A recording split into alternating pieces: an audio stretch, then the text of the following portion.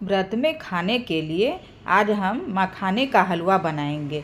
बहुत ही अच्छा बन के तैयार होता है। सबसे पहले हम मखाने को अच्छे से कपड़ा से पोंछ देंगे ताकि उसमें कुछ डस्ट नहीं रहे। इसीलिए रोस्ट कर रही हूँ ताकि इसमें जो भी मॉइस्चर होगा वो निकल जाएगा। एक बर्तन में इसको डालेंगे। कढ़ाई को सूखे कपड़े से अच्छे से पोंछ देंगे। मखाने को मिक्सी में ग्राइंड करेंगे, दरदरा होने तक इसको पीसेंगे।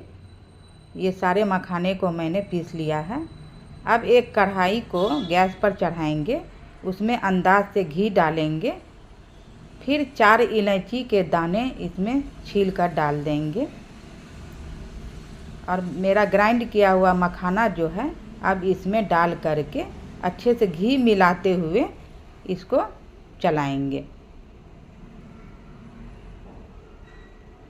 अच्छे तरीके से घी मिल गया है। अब इसमें हम 4 चम्मच के करीब दूध डालेंगे।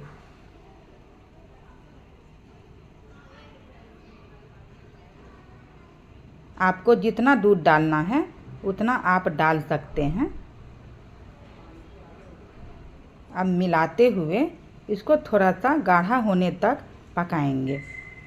अब ये गाढ़ी हो गई है, इसमें हम पिसा हुआ शक्कर डालेंगे। मैं पिसा हुआ शक्कर इसीलिए डाल रही हूँ ताकि ये जल्दी बन के तैयार हो जाएगा। इसको मिलाते हुए अच्छे तरीके से दूध सूखने तक पकाएंगे। ये देखिए कितना अच्छा गाढ़ा बन के तैयार हो गया।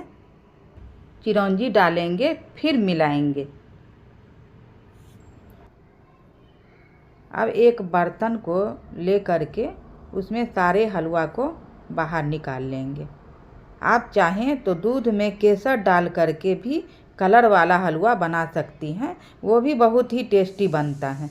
अब इसको अच्छे से काजू और बादाम से सजाएंगे।